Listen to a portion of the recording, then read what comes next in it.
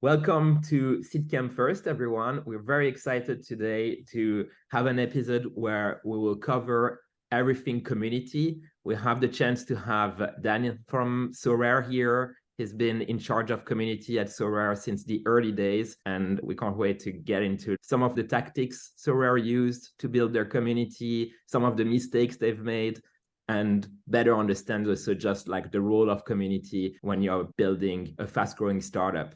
Dan, great to have you with us. Thanks for having me, Sia. I'm looking forward to it. Yeah. Can you maybe like just start by giving us a brief background about who you are?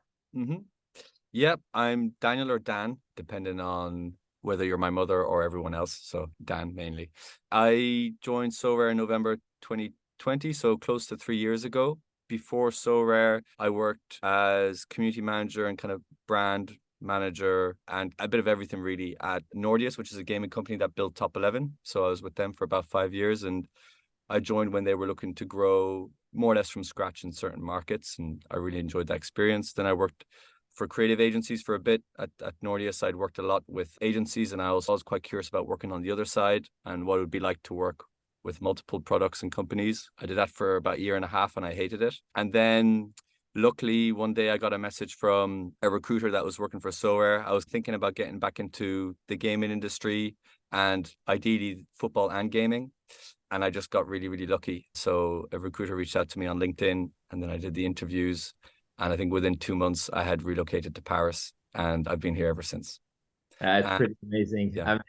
I also always say when people ask me that I've been incredibly lucky to cross the path of Nico and Adri. I'm a massive football fan, and I have to say, just working with you guys over the past 3-4 years has been a pretty amazing journey. And yeah, you want to maybe quickly for the audience precise what Sorare does?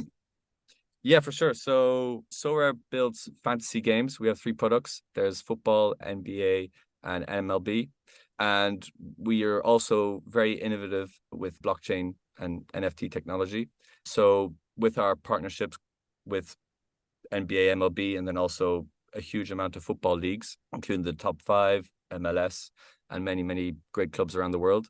We have IP where we build kind of NFT cards. So our users, our community can purchase these cards on our live and very active marketplace. And by purchasing these cards, they can build these teams, they can build collections, and they can also use these cards in our fantasy products. So that's kind of the core loop. So yeah, the guys started Sorare in late 2018. We invested in early 19. You joined in November 19. Can you tell us a bit more about those early days and how you kickstarted that community building effort? So I'm double checking the years now. I joined in November 2020, so it'll be 3 years now in November. Right. Sorry. Yeah. So I'm saying that not to be petty with the dates, but more to give credit to a lot of the great work that had already been done when I joined. So when I joined in November 2020, there was already a very, very engaged core community that lived on Discord and was starting to grow and live on Twitter. And so what Nico had done from day one pretty much is he knew he had this really interesting kind of value proposition with what Sorare was. He knew it was really new and innovative. And he just started from there and started to integrate himself into communities, very, very niche and micro communities in which he believes that new value proposition would resonate with them. So he searched for that kind of niche crossover between crypto fans and diehard sports fans and collectors. And I think there was, if I'm right, there was one that existed already with MLB, something that was quite similar. And within there, he was finding people that might be curious about a football game. And he used and nurtured these relationships to also help with product development. And from there, having this kind of core group of people who were very curious about what Adrien and Nico were building, he's really focused on Discord and grew from there. So by the time I joined, Brian, who, like me, has done like a large number of jobs at Sorare, but he was kind of our growth guru in the early days. He had also tapped into the potential from what Nico had already started building, which was we had a really cool core community and there was a huge potential with word of mouth. People were excited about what we were building. So when I joined as well, Brian had already started putting the tools in place for the community to pretty much grow and engage with each other. So there was an ambassador program had just been set up. There was a referral program had just been set up, and an affiliate program was in its early stages of ideation. So that's everything that was in place when I joined. Nice. And so the point of touch you had with the community, were there mostly over Discord and Twitter maybe, or were you using any other tools? There was Telegram and it was Discord. They were the two big ones. Telegram largely because that's where a lot of the crypto audience lives. Discord because there was a nice crossover between gamers and crypto living there as well. But what we found was when I joined shortly after, there was a growing interest from really, really diehard fantasy players Mhm. who were way more native to Twitter, or well, not X, formerly known as Twitter, but they were actually learning Discord and moving and migrating to Discord just because that's where our community was living. That's where we were present. So when I joined, Discord was growing and super active, but still you could go in there and scroll the general chat and there wouldn't be such a high level activity where it was impossible to follow. You could really chat with people in the morning and you kind of knew everyone that was part of it. So it was still a size where everyone knew everyone. But part of when I joined, Nico kind of on day one shared with me the adjacent user theory. So he was saying, look, this is where we are right now. We're pretty strong with this crossover of crypto and sports audience, but it's a small market and our product is pretty good for them, but it's not great for all these fancy players. We have the best of blockchain technology, but we also had the frustrations and the worst of it, like gas prices, fluctuating gas prices that means nothing to a football fan that is just ready to collect cards.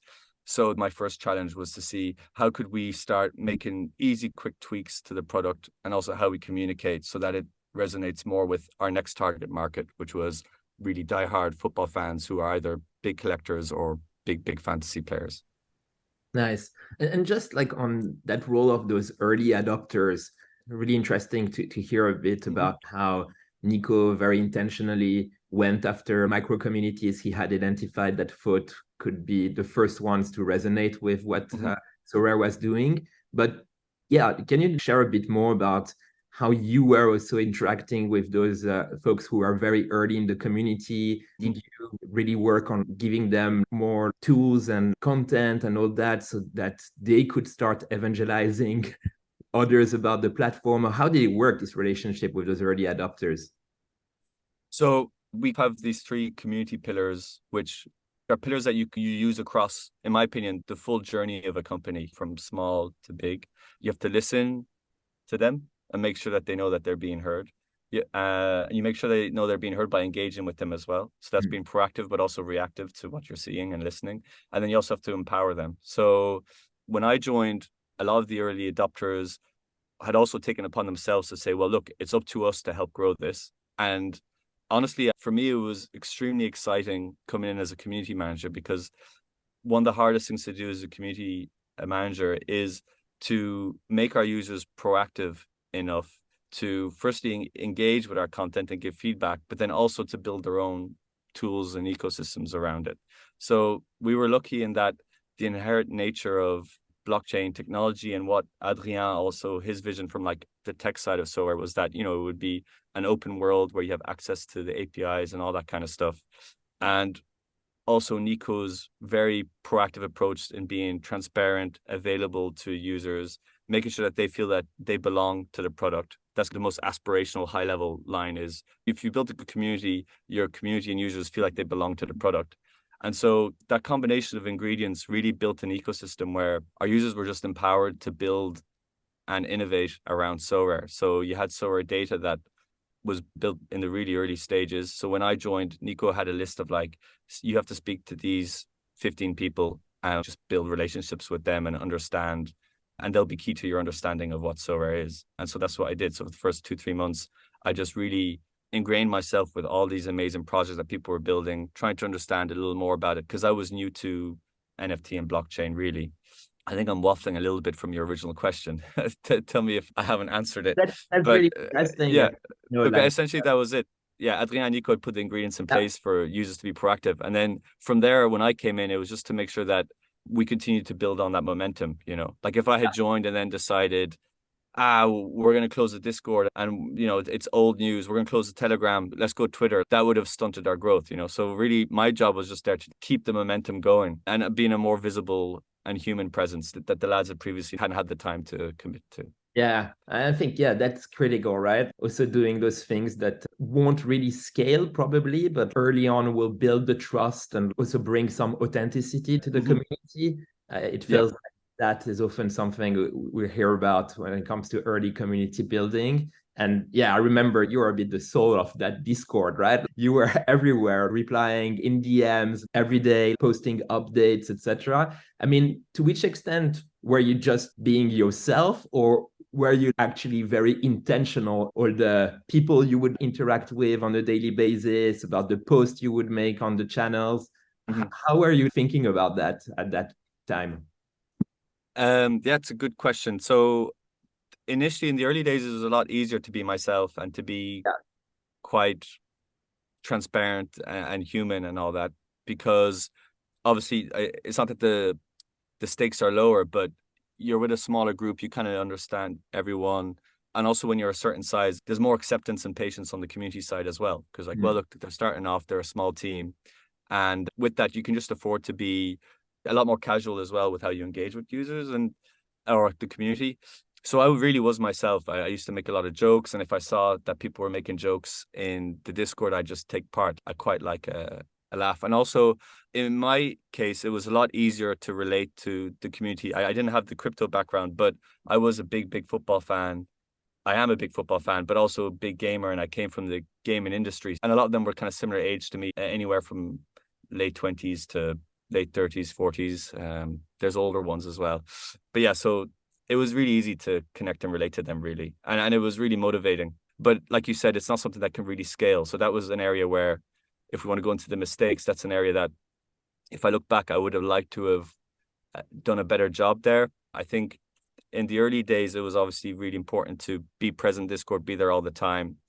And I was there pretty much, you know, not 24/7, but I was there at the weekends as well, making sure that users saw that we cared and that we were going above and beyond, like, you know, the call of our duty. You want the early community to feel that, like, this is a team of hard workers and people who care about what they're building. I really do, and I really did at the time. But it's obviously not something that can scale. And I think where we maybe lacked a bit was that when we did grow quickly as a team and staff up, we were slow to put the right resources in place on a community side so that we could still have that active presence in Discord. And I think I could have done a much better job at balancing who I interact with in the Discord and when, and also how can I build foundations and put new systems in place in which we can also scale and speak with a much wider community, not just the core community, but, you know, even if it's through support.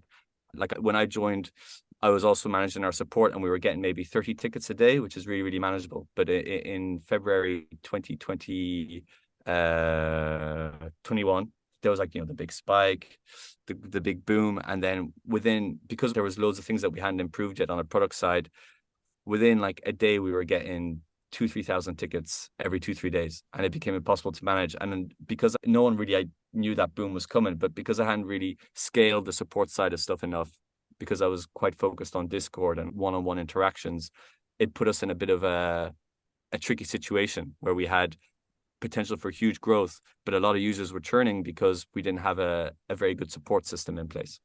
So yeah, that's just an example of some of the challenges between scaling, but also being very approachable.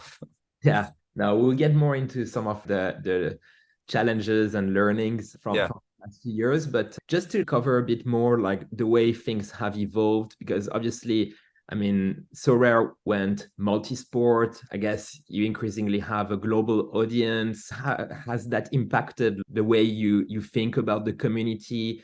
I mean, I guess like the way you speak to football fans might be different from like the way you speak to baseball fans and NBA fans, and maybe even like across geographies, you see cultural differences, etc. So yeah, just keen to hear a bit more about how you've been coping with that.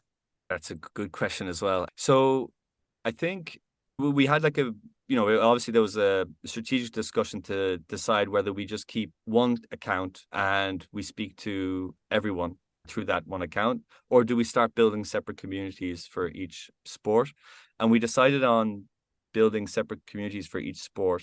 There was a number of reasons for this. One of the big ones was because part of our initial vision for where we saw a lot of the growth coming for MLB and NBA was the States. And it's a market that we really wanted to grow in anyway, even on a football side. You just need to see the huge hype around Messi going to MLS recently. The potential for the football audience in the States is there, and it's huge. We just felt that it would be easier to do that with accounts that were speaking specifically to a US audience in kind of US hours and all that. And also we saw the value of what we had built with Sorare football in terms of having like micro communities and using them to kind of nurture and grow in the early stages.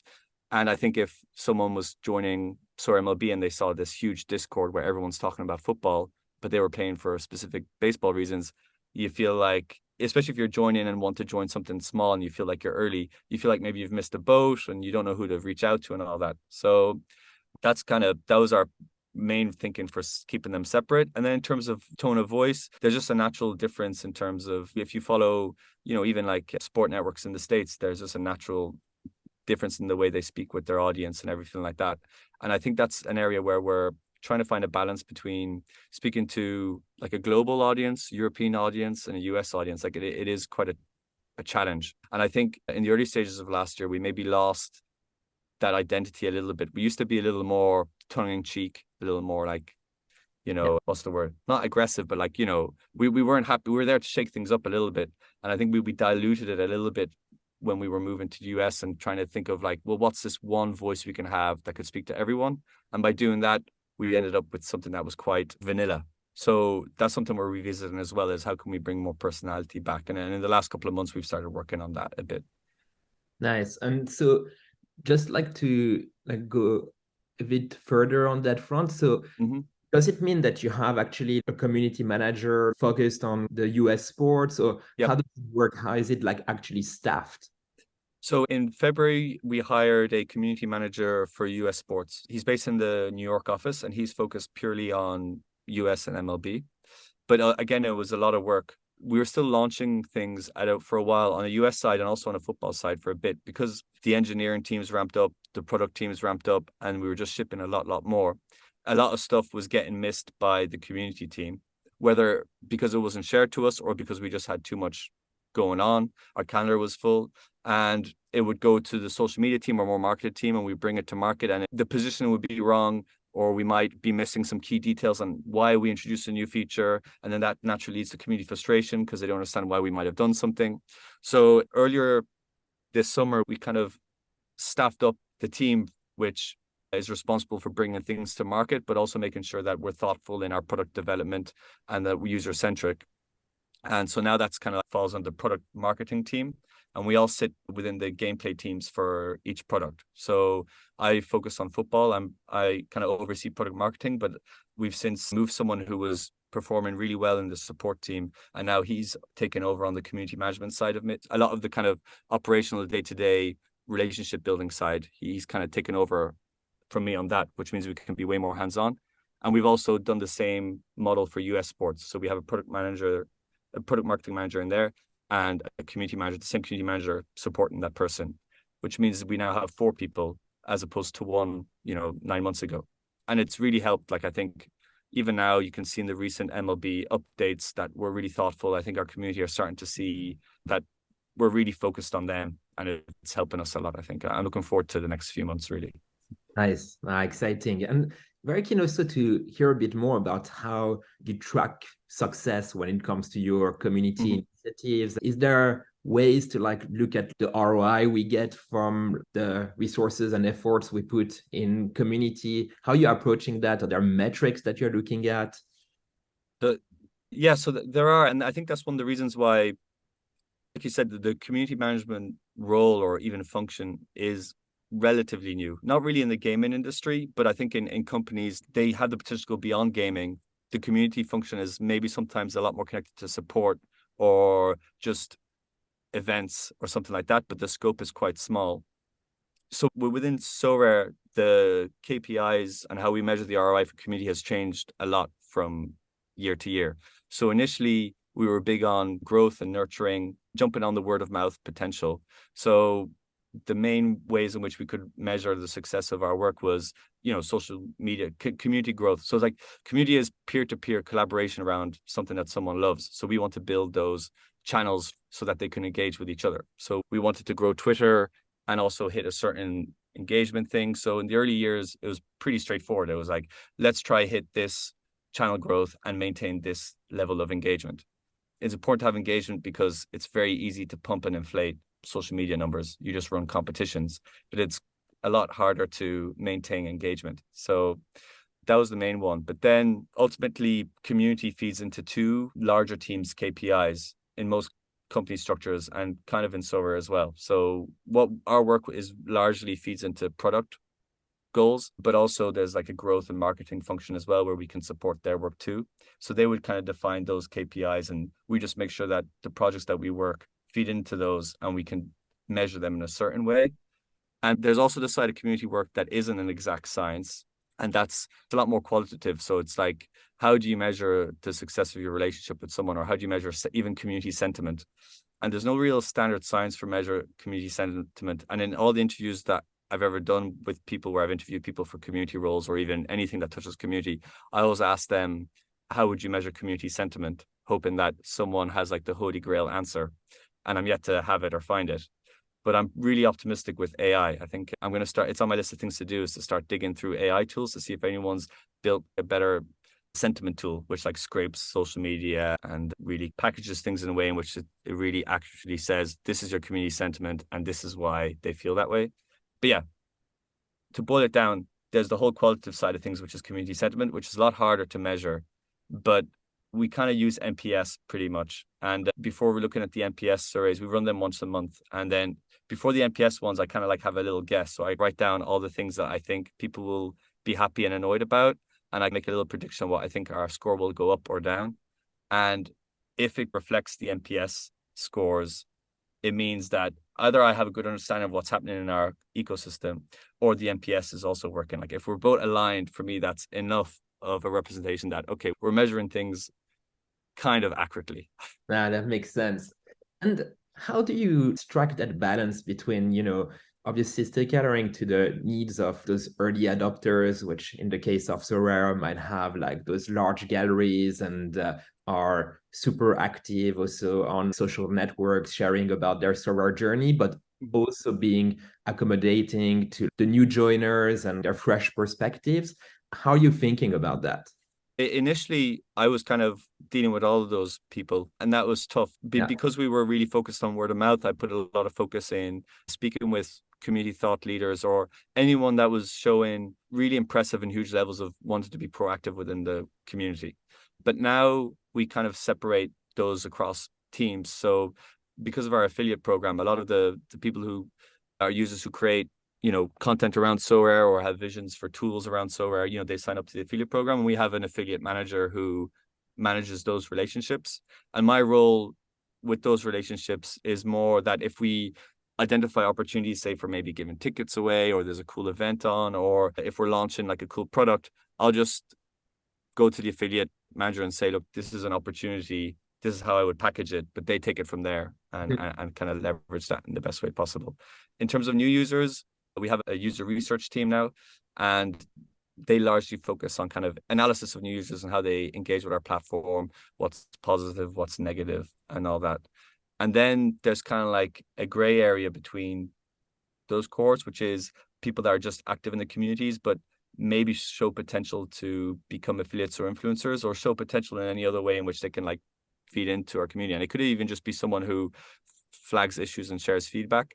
And with them, it's very much just being active, reactive, proactive to those. So just make sure that you're present in all your Discord channels, your Twitter and all that, so that they know that if they continue to say these things, the product will continue to improve. You don't want them feeling that there's no presence there from the company.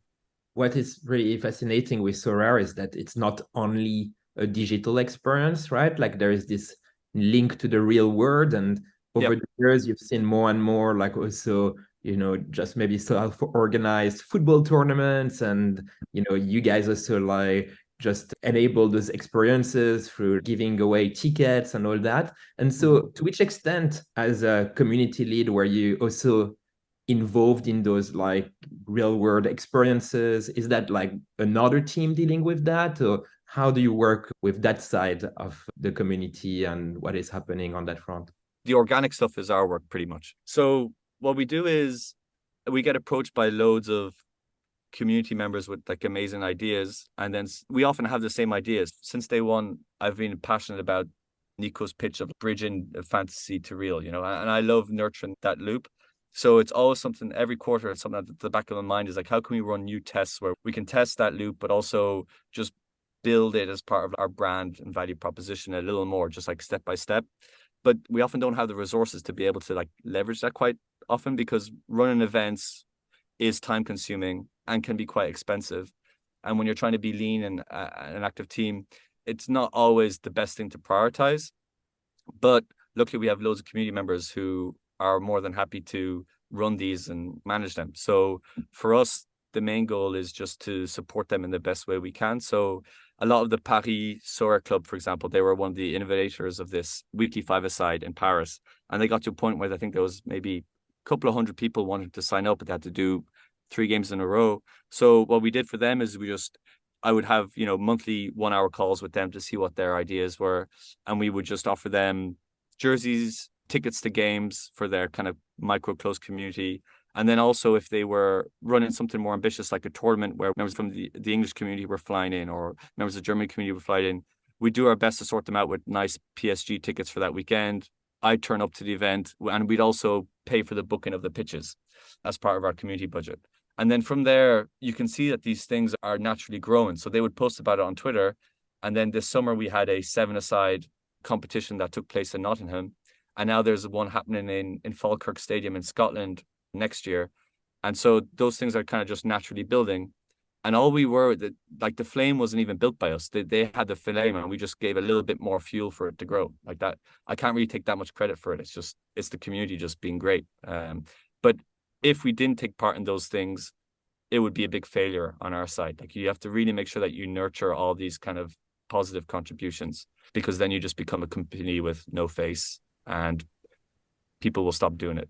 No, makes sense. And yeah, that's awesome that in only like 3-4 years, you've managed to get those initiatives left and right, just being started by community members.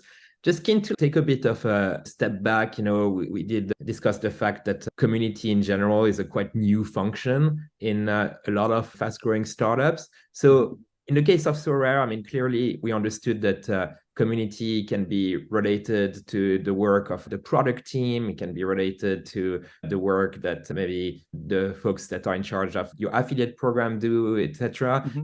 Where does it sit exactly in the org? And how does that evolve over time? I mean, where do you see it going also in the org moving forward? So right now it sits, so we had a small restructure of the company in the early summer.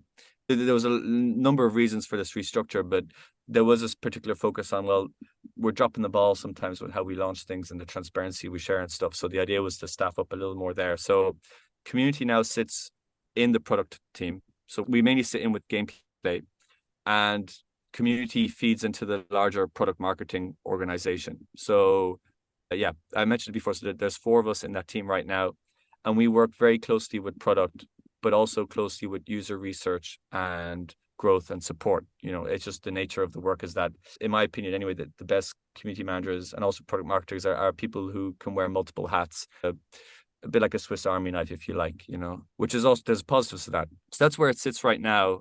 And the main focus for us is to build the new product marketing function so that it's kind of understood across the company. But, our main success metric, we're still to define how we actually measure these things. But it's just that if things get launched without the community knowing, or if things get launched without the community understanding why we're doing it, or if things get launched and we haven't actually squeezed as much potential out of this great feature as possible, then we haven't done our job. So that's one of the things, is how we can bring things to market. And then the other 2 things we're working on is our overarching storytelling. So it's how can we redefine certain key aspects of the Sorare journey in a way so that it's understandable to new users and existing users. Because I think that's something where where while our kind of brand awareness can be low in a lot of markets, it's an area that can really help grow brand. Is if you think of catchy 2-3 story lines that all fans, sports fans, can relate to.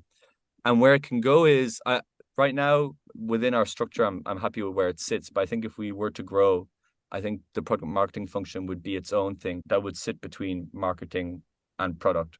Right now, I report to the head of gameplay, but I think eventually there would maybe be a head of product marketing that fits between the two. But I don't think too much about hierarchies and stuff because I've always worked in startups.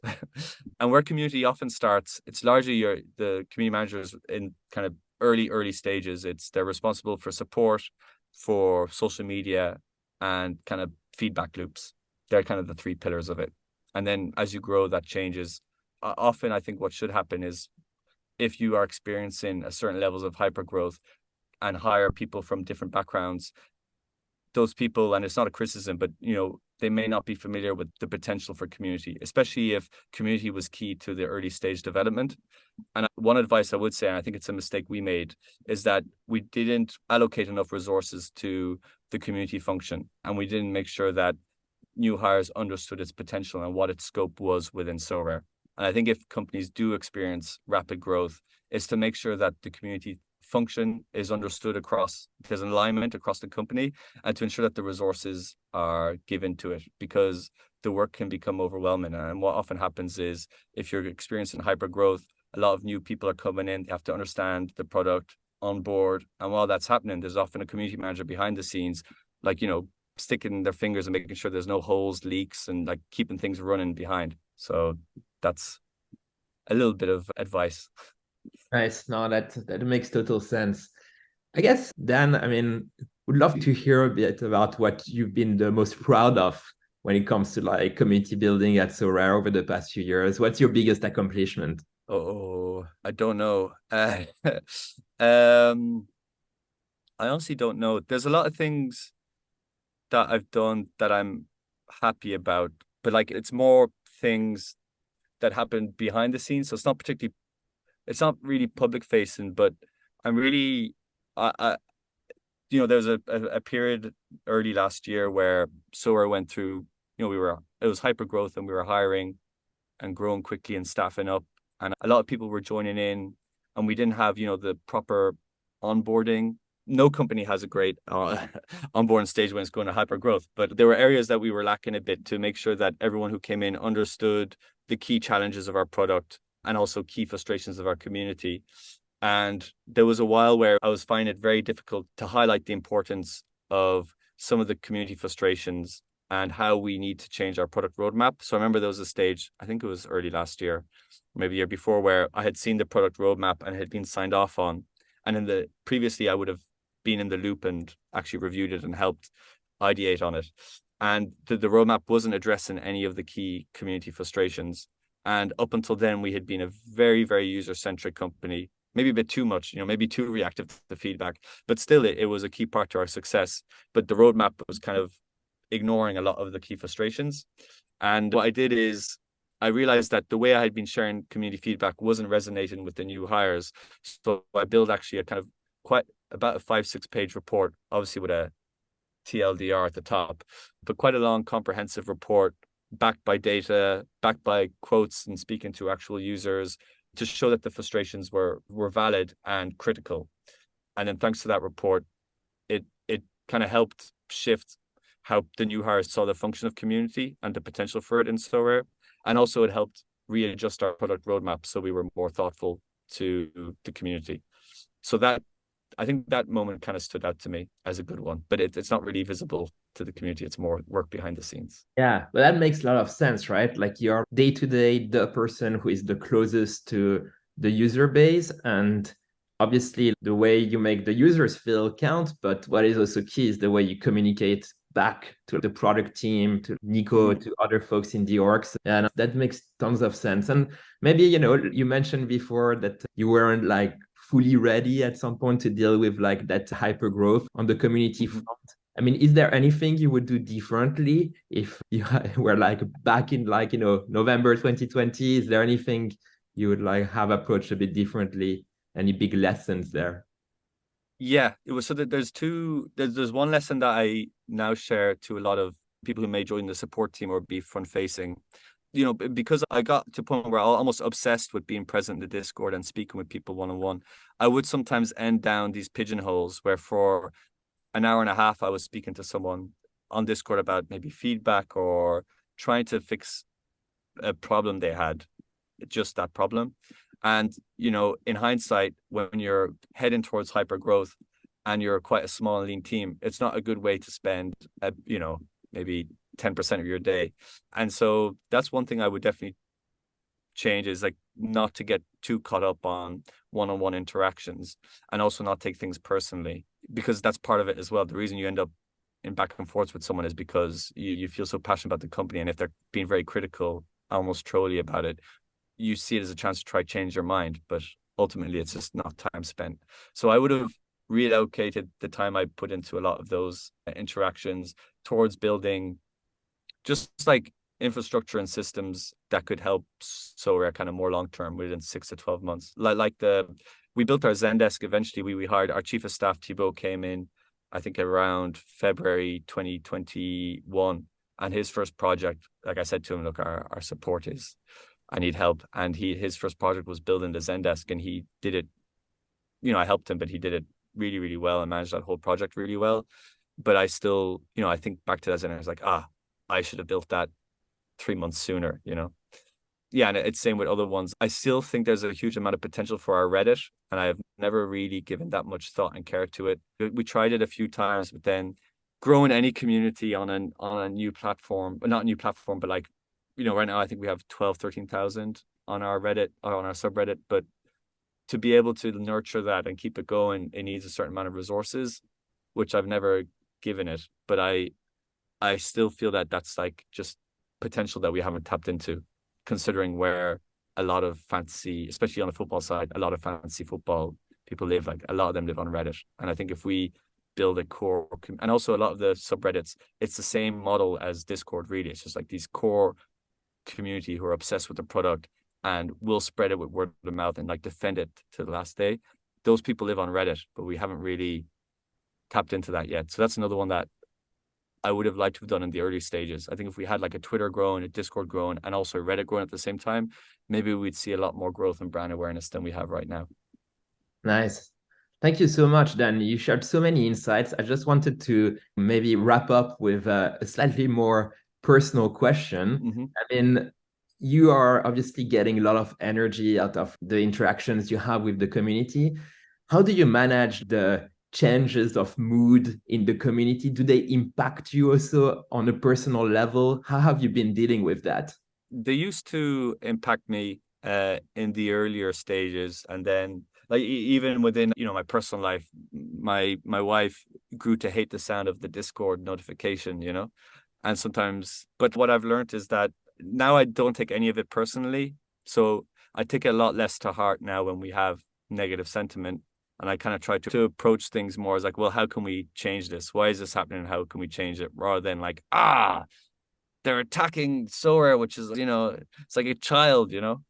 And by not taking things personally, it just allows me to switch off better and think more clearly. And then also just with more resources, now that there's way more people and a lot of them more qualified than I am to think about things like, I don't know, for example, referral abuse or something like that, you know, that I used to have to think about that. But now there's way more other people who think about those things, who are better equipped to find solutions to them than I am. So that gives me more time to focus on the stuff that I'm just naturally better at, like giving tickets to people. Yeah. Thank you so much, Dan. Thank you for being so open. That was really awesome. And Yeah. hope to see you soon and continue the chat. Thanks. Thanks. Yeah. Thanks a million, man. Thanks for having me.